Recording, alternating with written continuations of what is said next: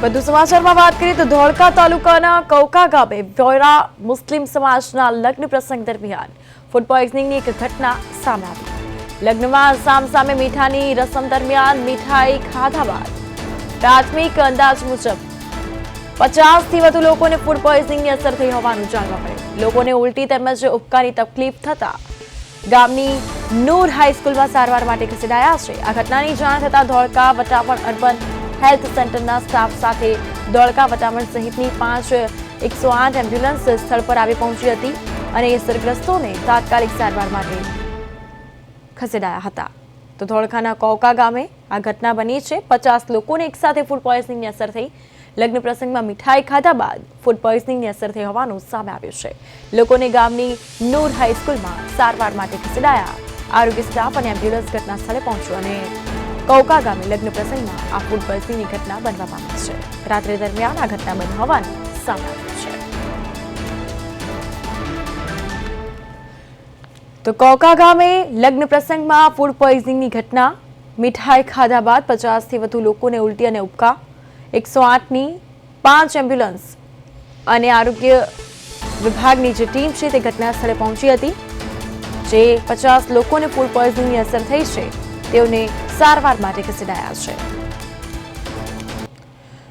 વધુ વિગતો સાથે અમારા સંવાદદાતા હરિઓમ સોલંકી ફોન લાઈન પર જોડાઈ ગયા છે. હરિઓમ, જે પ્રકારે વિગતો સામે આવી રહી છે કે મીઠાઈ ખાધા બાદ 50થી વધુ લોકોને ફૂડ પોઈઝનિંગની અસર પહોંચી છે, શું વધુ અપડેટ્સ?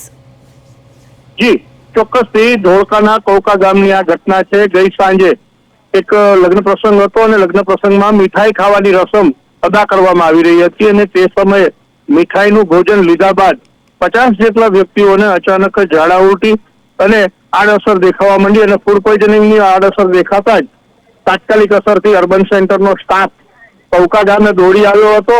અહીં 108 સહિતની સુવિધાઓ ઉપલબ્ધ કરાવવામાં આવી હતી અને ગામની અંદર રહેલી નૂર હાઈસ્કૂલમાં જ એક પ્રાથમિક આરોગ્ય કેન્દ્ર ટાઈપની વ્યવસ્થા ઊભી કરી અને તમામ લોકોને સારવાર આપવામાં આવી હતી અને રાત્રે જ લગભગ મોટા ભાગના લોકોને વહેલી સવાર સુધીમાં રિકવરી આવી ગઈ હતી. ત્યારે તંત્રએ પણ રાહતનો શ્વાસ લીધો છે. જી બિલકુલ, હાલ તમામના સ્વાસ્થ્યને લઈને અપડેટ?